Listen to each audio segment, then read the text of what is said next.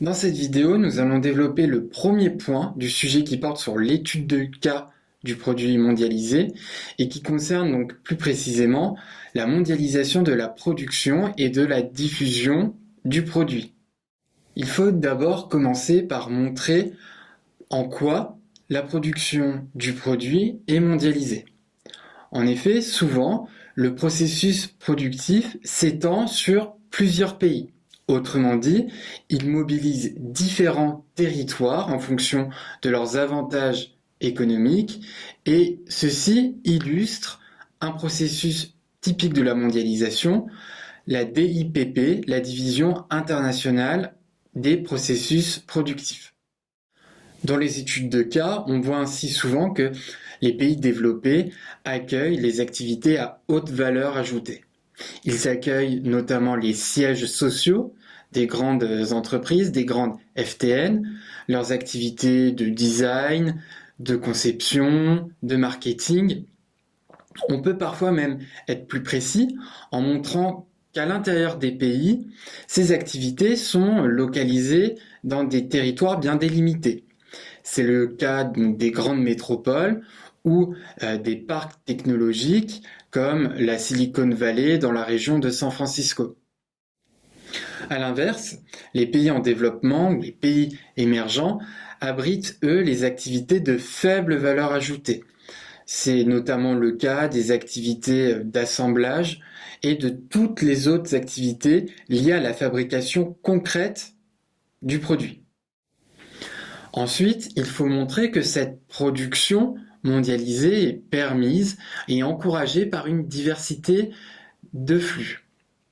En effet, la conception puis la fabrication du produit mondialisé est à l'origine d'une pluralité de flux qu'il faut décrire. Ce sont d'abord des flux matériels.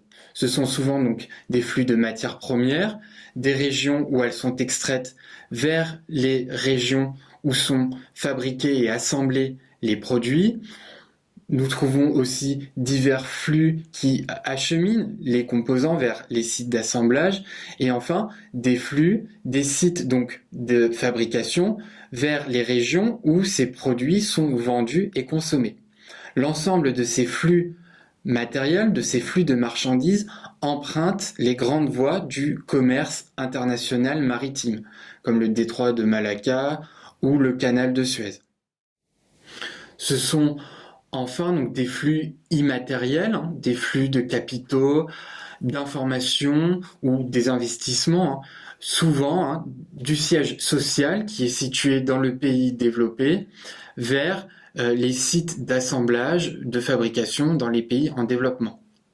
Au passage, notez que quand vous évoquez des flux, il faut toujours penser à préciser quelle est la région d'émission et quelle est la région de réception du flux en question. Enfin, dans une dernière sous-partie, il faut montrer que la diffusion du produit est mondialisée.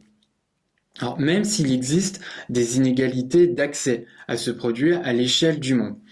En effet, le produit mondialisé est principalement destiné au marché des pays développés et à celui de certains pays émergents comme la Chine, l'Inde ou encore le Brésil. À l'inverse, d'autres régions du monde apparaissent en marge de ces flux de la mondialisation.